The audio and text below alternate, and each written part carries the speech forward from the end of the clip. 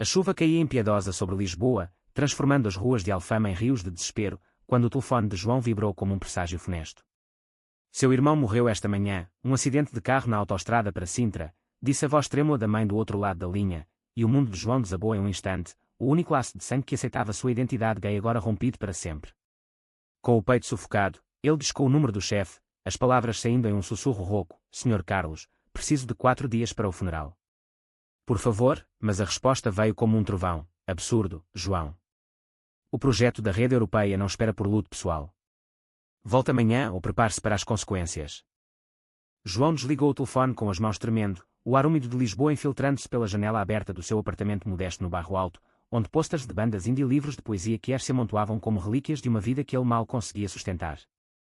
Aos 32 anos, engenheiro de software em uma firma de tecnologia no Parque das Nações, João havia aprendido a engolir o preconceito como pílulas amargas, olhares tortos nos cafés da Baixa, sussurros nos escritórios sobre aquele viado eficiente, e agora isso, a morte de Pedro, seu irmão mais novo, que o abraçara em segredo durante as crises familiares, dizendo: irmão, sê tu mesmo. Lisboa é grande o suficiente para nós dois. Pedro, o artista de rua que pintava murais coloridos nas paredes do Chiado, celebrando o amor em todas as formas, havia sido o único farol em uma família conservadora de Évora, onde o pai ainda fingia que o filho mais velho apenas não se esforçava o suficiente para namorar mulheres. E agora, o chefe, Sr. Carlos, um homem de 50 anos com gravata sempre impecável e crenças católicas rígidas, negava-lhe até o direito de chorar. Naquela noite, João não dormiu. Caminhou pelas ruas encharcadas, o casaco colado à pele, passando pelo arco da Rua Augusta onde casais heterossexuais se beijavam sem medo, e ele se perguntou se algum dia sentiria tal liberdade. Lembrou-se de Miguel, o colega de trabalho que dividia o cubículo ao lado, com seus cabelos castanhos desgrenhados e piadas leves que aliviavam o peso do código infinito. Miguel, que um dia lhe oferecera um café após uma reunião tensa, dizendo: ei, se precisar de alguém para desabafar, eu sou bom ouvinte, e não julgo, viu. Mas João sempre se retraiu, temendo mais uma decepção, mais um amigo que se afastaria ao saber da verdade. A chuva parou ao amanhecer, e ele voltou ao escritório com olhos inchados, fingindo foco no monitor enquanto o mundo desmoronava. O dia arrastou-se como uma sentença.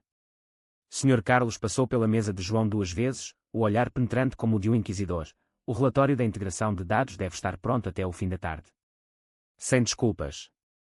João assentiu, os dedos voando sobre o teclado, mas sua mente vagava para o funeral em Évora, marcado para o dia seguinte, a viagem de trem de 3 horas, o cemitério antigo com ciprestes chorosos, a mãe viúva que o abraçaria em silêncio, sem palavras para o filho, diferente. Durante o almoço, no refeitório lotado de conversas vazias sobre futebol e o Benfica, Miguel se aproximou com maçãs na mão. Cara, você parece um fantasma. O que houve? Pode falar comigo. João hesitou, o coração acelerado. Miguel era bonito, com uma vulnerabilidade nos olhos que o atraía como o mar de Cascais atrai surfistas. Meu irmão. Morreu. Mas o chefe negou folga. 4 dias, Miguel. 4 dias para dizer adeus. Os olhos de Miguel se arregalaram, e ele pousou a mão no ombro de João, um toque que queimou como sol de verão. Isso é inumano. Vou falar com ele. Mas João balançou a cabeça. Não. Vai piorar. Ele odeia gente como eu. A tarde se dissolveu em tensão. João entregou o relatório com erros mínimos, mas o suficiente para Carlos franzir a testa. Revise isso. Não posso lidar com distrações emocionais no time. As palavras cortaram fundo, e quando os sermões do pai sobre homens de verdade. Quando o relógio marcou 18 horas, João pegou o metro para casa, o vagão lotado de rostos anónimos que o faziam se sentir invisível. Em casa, abriu uma garrafa de vinho do Alentejo, brindando sozinho a Pedro. Você me ensinou a lutar, irmão. Agora, como faço sem ti? Lágrimas caíram, misturando-se ao vinho, e ele adormeceu no sofá, sonhando com murais coloridos desbotando na chuva. No segundo dia, a culpa o consumia.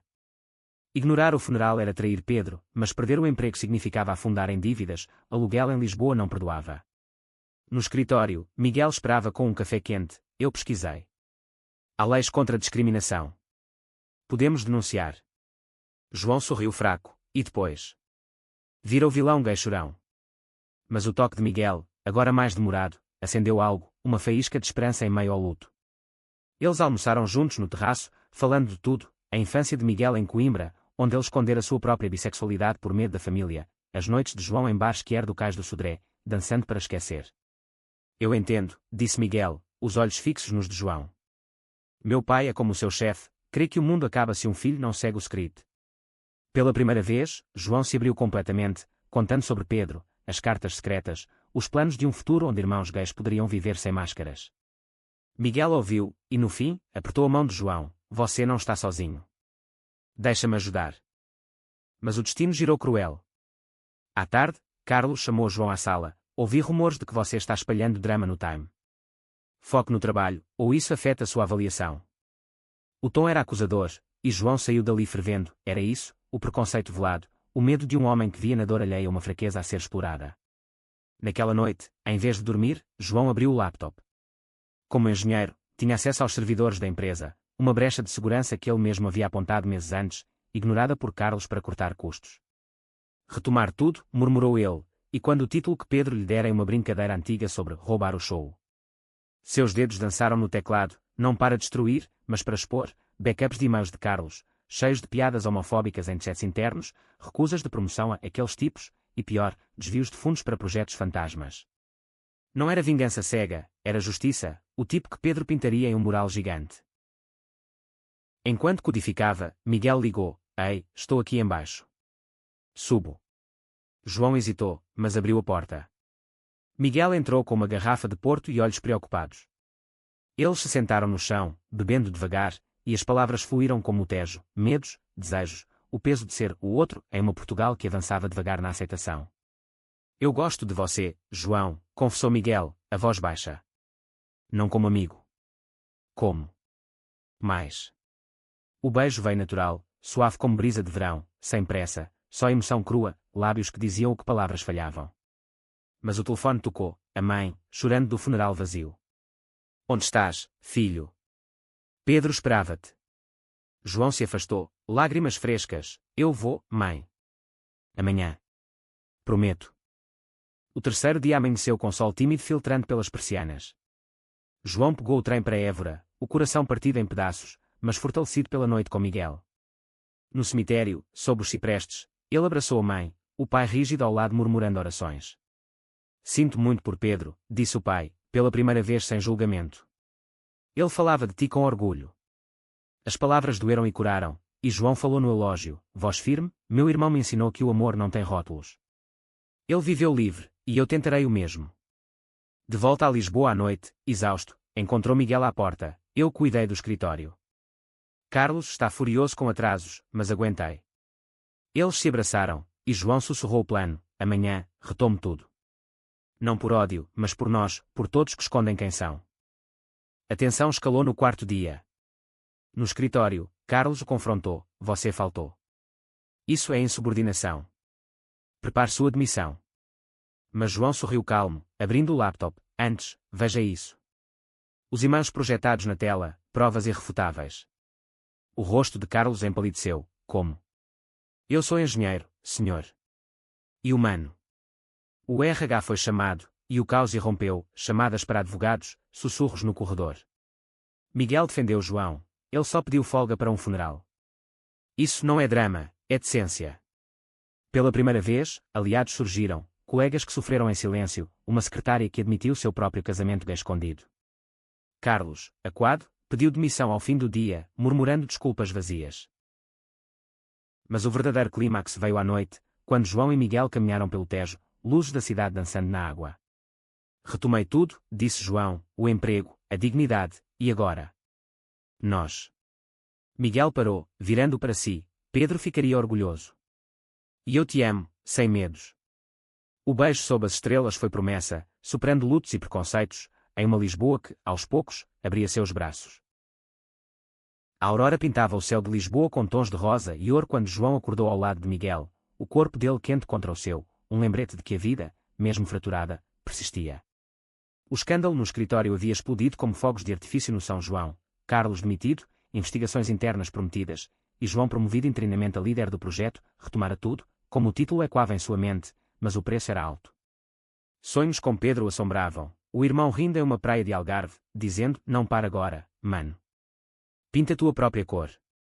Ele se levantou devagar, preparando café forte, enquanto Miguel se espreguiçava. Bom dia, herói. Pronto para o dia D. O escritório no Parque das Nações fervilhava de tensão disfarçada de rotina. Colegas o cumprimentavam com acenos nervosos, alguns com sorrisos genuínos. Ana, a designer gráfica, sussurrou, obrigada por expor aquilo. Meu irmão é trans, e eu sei o quanto custa esconder. João assentiu, o peito apertado. Era isso, as ondas de mudança que Pedro sempre sonhara, murais vivos de aceitação. Mas nem tudo era vitória. E-mails anónimos chegavam, vai embora, aberração, ecos do preconceito que Carlos semeara. Miguel, agora oficialmente seu parceiro no trabalho e na vida, defendia-o ferozmente em reuniões, foco no código, não em fofocas. João salvou o projeto a que anda a burocracia, literal e figurativamente. Almoçaram no Vasco da Gama, o shopping com vista para o rio, onde o sol refletia como esperança. Lembra do nosso primeiro café? Perguntou Miguel, entre garfadas de bacalhau. João riu, um som raro nos últimos dias. Você derramou açúcar na minha camisa. Achei que era um flerte desastrado. Era. Mas esperei o momento certo.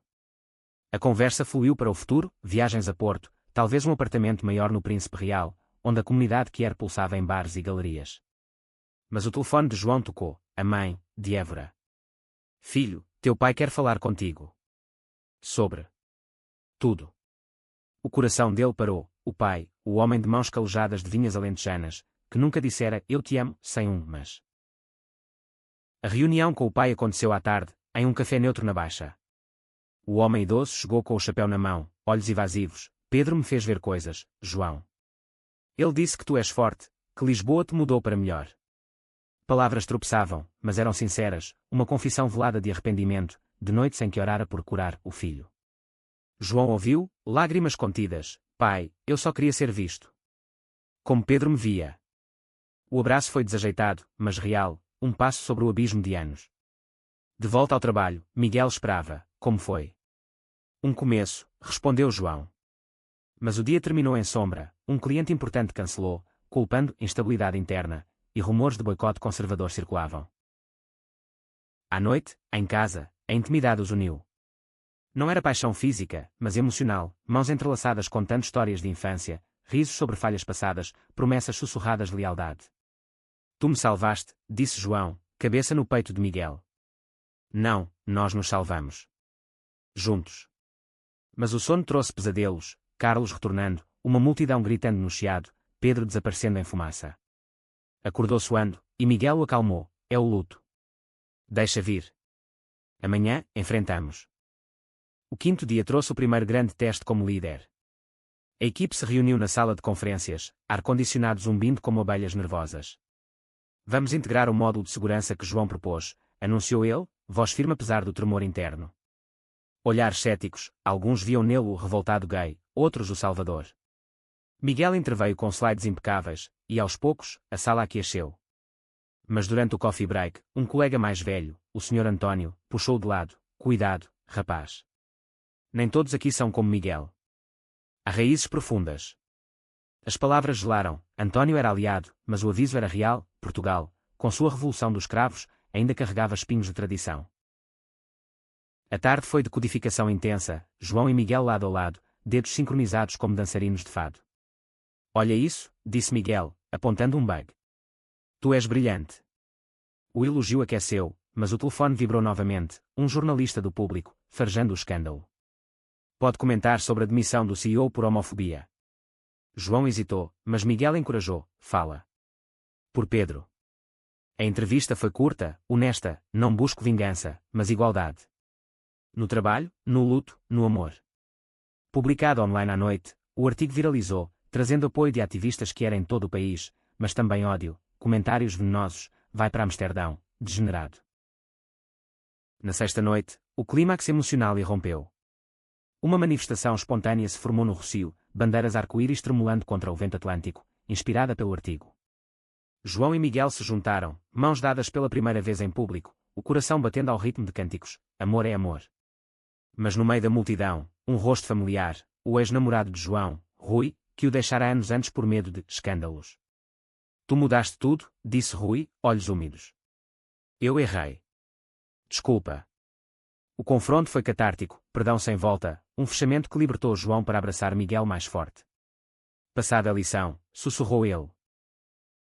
De volta ao apartamento, exaustos mas eufóricos, eles brindaram com vinho, à retoma de tudo, corações, empregos, vidas. O sono veio pacífico, sonhos agora de morais coloridos cobrindo Lisboa inteira. Mas o sexto dia revelou o twist final. Carlos ligou, voz quebrada, eu. Errei. Meu filho é gay, João. Escondi por vergonha. Volta ao cargo, por favor. O silêncio de João foi ponte, não ódio, mas empatia. Aceito, senhor. Como eu aceitei mim. A ligação terminou em lágrimas mútuas, um ciclo quebrado. No escritório, a promoção de João foi oficial, e ele anunciou, este time é para todos. Sem máscaras. Com Miguel ao lado, João olhou para o tejo da janela. Pedro, retomei tudo. Por ti, por nós. O sol se punha, dourado, prometendo amanheceres sem sombras. Semanas se passaram como páginas de um livro antigo, virando devagar sob o sol inclemente de verão lisboeta, e João descobriu que a vitória era frágil como azulejos rachados nas fachadas do Chiado. O projeto avançava, linhas de código sendo uma rede segura para dados europeus, mas as cicatrizes internas pulsavam. Miguel tornara-se âncora, seus fins de semana preenchidos com passeios pelo Monsanto, piqueniques onde falavam de sonhos, adotar um cão, talvez, ou viajar para as Ilhas dos Açores, onde o amor poderia ecoar livre nas falésias. Tu me fazes acreditar em finais felizes, dizia Miguel, beijando a testa de João sob as estrelas. Mas o passado não se dissolvia tão fácil. Uma carta chegou de Évora, o pai, convidando-os para um jantar familiar. Quero conhecer o Miguel. Pedro aprovaria. João hesitou, memórias de jantares tensos onde o vinho alentejano afogava silêncios. Miguel insistiu, vai. É cura. A viagem de trem foi tensa, paisagens de oliveiras desfilando como testemunhas mudas.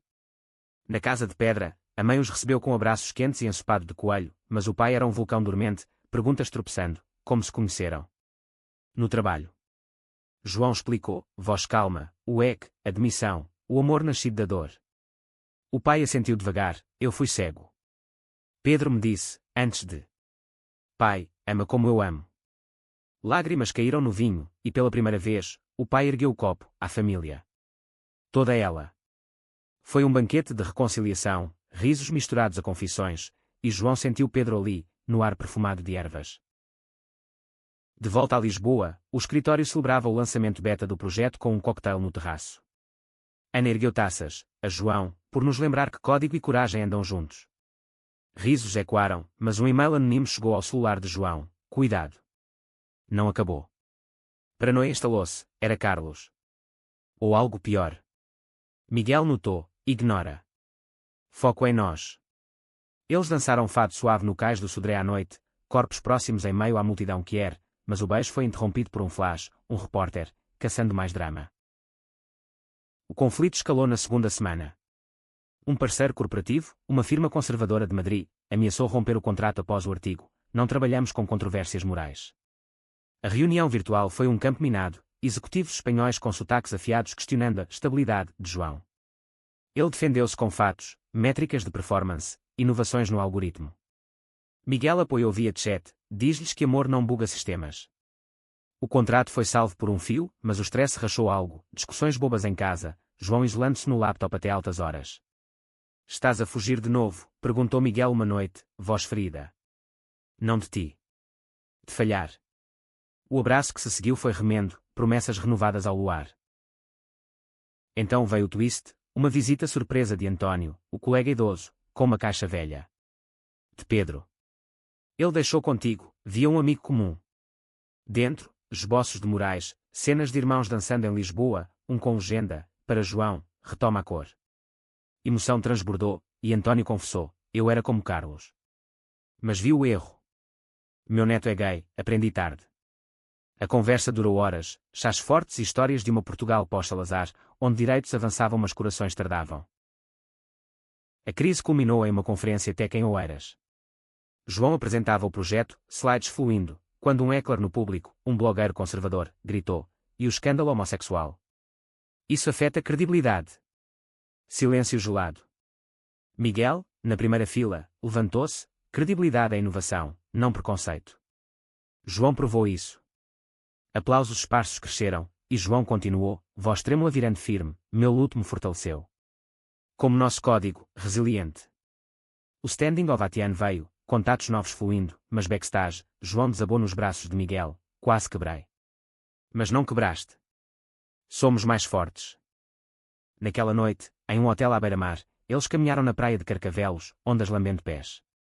Casamo-nos? Perguntou Miguel de repente, concha na mão como anel. João riu, lágrimas salgadas, sim. Por Pedro, por nós. O beijo selou, mar como testemunha. Mas o 8º dia trouxe sombra. Carlos reapareceu, agora humilde, oferecendo depoimento para uma campanha antidiscriminação. Meu filho me abriu os olhos. Desculpa, João. O perdão veio relutante, mas veio, um ciclo fechado, não com ódio, mas compreensão. João olhou para o horizonte, retoma tudo, sim, mas agora, com amor multiplicado. Outono tingia Lisboa de ocre e vermelho, folhas caindo como confetes melancólicos nas calçadas de Belém, e João sentia o peso da normalidade reconquistada como uma mochila cheia de pedras preciosas, bela, mas pesada. O casamento com Miguel planejava-se devagar, uma cerimônia simples na Capela dos Navegantes, com arco-íris bordados em toalhas, família de Évora convidada, e murais de Pedro reproduzidos como decoração. Vai ser perfeito, dizia Miguel, provando bolos de amêndoa no chiado. Mas por baixo, tensões borbulhavam, o blogueiro da conferência processava por difamação, alegando que o artigo distorcia fatos, e o escritório sussurrava sobre o drama gay afetando promoções. João mergulhava no trabalho para escapar, otimizando algoritmos até o amanhecer, mas o sono fugia, substituído por visões de Pedro afogando-se em chuva. Miguel notava, estás a construir muralhas de novo. Fala. Uma noite, após um jantar de sardinhas grelhadas no bairro Alto, João confessou, medo de perder tudo outra vez. O amor, o emprego. Tu. Miguel pegou sua mão, o medo é o verdadeiro inimigo. Lembra do EC? Tu retomaste. Faz o mesmo agora. O conselho acalmou, e eles fizeram amor emocional, toques que curavam, sussurros que prometiam eternidade. A família crescia laços. O pai de João visitou, trazendo vinhos de Évora e histórias de Pedro criança, pintando paredes com giz. Ele era rebelde como tu, disse, olhos brilhando. Miguel encantou com anedotas de Coimbra, e pela primeira vez, o jantar terminou em risos, não silêncios. Mas o processo legal escalou, audiências no Tribunal de Lisboa, onde o blogueiro, um homem de terno apertado e sorriso falso, acusava João de agenda ativista. Testemunhas chamadas, Ana Depes sobre o ambiente tóxico pré-João, Miguel sobre o amor que salvou. Não é agenda, disse João no banco das testemunhas, voz e quando na sala de azulejos frios. É vida. Meu irmão morreu sem folga para luto porque preconceito mata devagar. O juiz, uma mulher de meia-idade com olhar penetrante, assentiu, caso arquivado por falta de mérito. Vitória, mas exaustiva. O twist veio inesperado, durante a audiência, o filho de Carlos testemunhou a favor de João. Meu pai errou, mas mudou. Graças a ti. O rapaz, de 25 anos com tatuagens discretas, abraçou João no corredor, sou como tu. Escondi por ele. Lágrimas fluíram, e Carlos, presente, murmurou, obrigado por não destruir. Era redenção coletiva, um moral multifacetado. De volta ao trabalho, o projeto lançava a versão final, fogos no terreiro do Paço celebrando. Mas um bug crítico surgiu à véspera, dados corrompidos, potencial desastre. A equipe trabalhou noite adentro, João liderando com calma forçada, Miguel ao lado debugando. Aqui, exclamou ele às 4 horas. Resolvido, mas o stress rachou, João desmaiou de exaustão, acordando no hospital com Miguel vigilante. Idiota, brincou Miguel, beijando sua mão. Descansa. O mundo não cai sem ti. O médico diagnosticou burnout, amor é remédio, mas equilíbrio. Recuperando-se em casa, João leu cartas de apoio, de que era em Faro, de aliados em Porto. Pedro falava através delas. O casamento aproximava-se, ensaios no jardim do hotel, votos trocados ao pôr do sol, eu te escolho, em lutos e alegrias. Mas um conflito final, o pai de Miguel, conservador de Coimbra, recusou vir. Não aprovo isso. Miguel chorou, perco família por ti. João abraçou, não perdes. Eu sou tua família agora. O dia do casamento amanheceu radiante. Na capela, com vista para o Tejo, João esperava nervoso, terno azul como céu. Miguel entrou, olhos úmidos, e os votos fluíram, retomei tudo contigo, coração, futuro. O beijo selou sob aplausos, família unida, até o pai de Miguel aparecendo na última hora, tímido, não podia faltar. Abraços, perdão. A lua de mel em Sintra foi bálsamo, castelos de conto, caminhadas em florestas úmidas. Somos inteiros, disse João, mão na de Miguel. Mas um telefonema, promoção global para João, mas exigindo mudança para Bruxelas. O que fazemos? Dilema, raízes em Lisboa versus oportunidade. Eles decidiram ficar, retomar significava construir, não fugir. De volta, João anunciou, fico. Lisboa é casa. O escritório aplaudiu, e a vida seguiu, rica em camadas. Inverno abraçava Lisboa com névoa úmida e luzes natalinas pescando como estrelas artificiais no Rossio, e João, agora casado há meses, sentia o casamento como uma ponte sobre abismos passados, firme, mas testada por ventos. O projeto europeu fora um sucesso, prémios chegando de Estrasburgo, mas a fama atraía sombras, convites para palestras sobre diversidade, onde ele expunha a alma para estranhos, e olhares invejosos no escritório de quem via sua ascensão como o privilégio que era. Miguel florescia como co-líder, seus toques diários, um café matinal, um bilhete engraçado no almoço, ancorando João. Eles adotaram um cão, um vira-lata chamado Pedro, que corria pelo apartamento no Príncipe Real, latindo para sombras inexistentes. Ele sente teu luto, brincava Miguel. Mas o luto evoluía, João visitava o túmulo em Évora mensalmente, deixando flores e contando novidades, casei, pai melhorou, retomei tudo, irmão. A mãe enviava fotos de vinhas, o pai ligava com piadas rudes. Um novo conflito surgiu no trabalho, uma fusão com uma startup de Porto, trazendo um CEO jovem, Tiago, charmoso mas ambicioso, com olhares demorados para Miguel. Ciúme mordia João, não possessivo, mas medo de perda. Ele flerta, perguntou uma noite, após um jantar corporativo onde Tiago tocara o braço de Miguel. É inofensivo. Confia em mim. Mas insegurança crescia, ecos de Rui, o ex. João isolou-se, codificando furiosamente, até Miguel confrontar, estás a sabotar-nos. Fala do medo. A briga explodiu, palavras afiadas sobre confiança, luto não resolvido, terminando em silêncio gelado. Pedro, o cão, latiu entre eles, mediador peludo. A reconciliação veio em uma escapada a Cascais, ondas crescem, areia fria sob pés. Eu temo perder-te porque Pedro me tiraram, confessou João.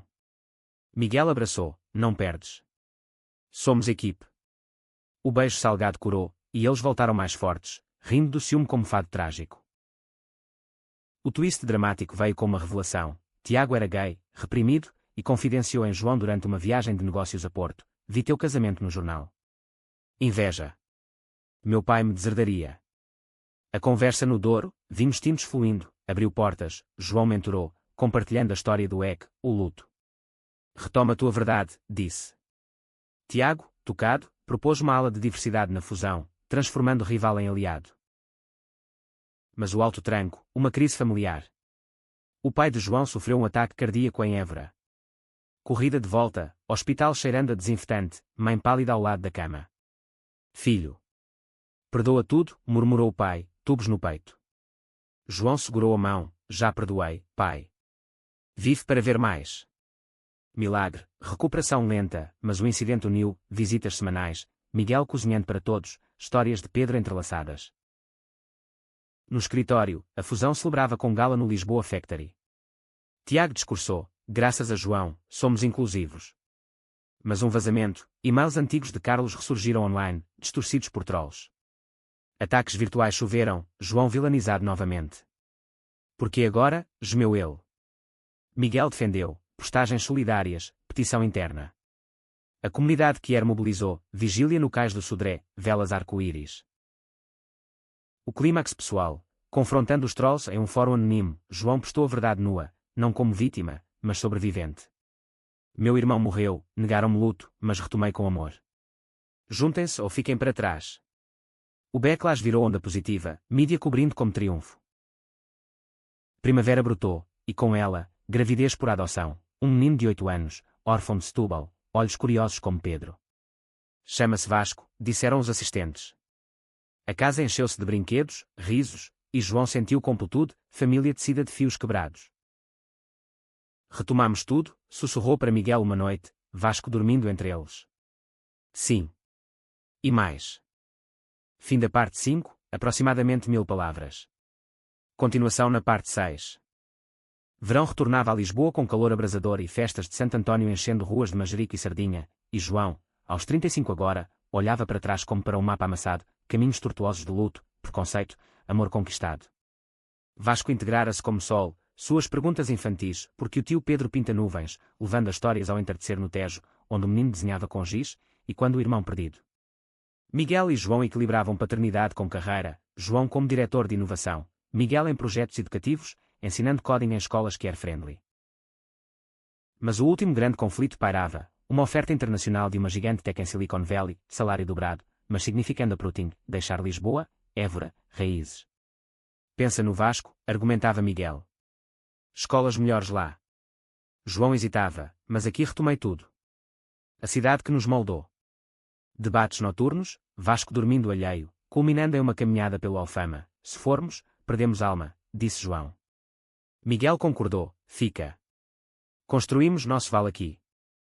O twist final veio sutil, durante a parada do orgulho, bandeiras tremulando na Avenida da Liberdade, um encontro com Carlos e filho. Somos família agora, disse o ex-chefe, olhos limpos. Meu menino casou mês passado. Abraços sob confetes, passado dissolvido em arco-íris. Anos depois, João publicava Memórias, o funeral negado, best-seller que inspirava leis mais fortes contra a discriminação laboral. Pedros Morais, restaurados, adornavam o escritório, lembrete vivo. Com Miguel envelhecendo gracioso, Vasco crescendo artista, João sussurrava ao vento atlântico, retomei tudo. E o mundo seguiu. Fim. Fim da parte 6, aproximadamente 1000 palavras. Total, aproximadamente 6000 palavras.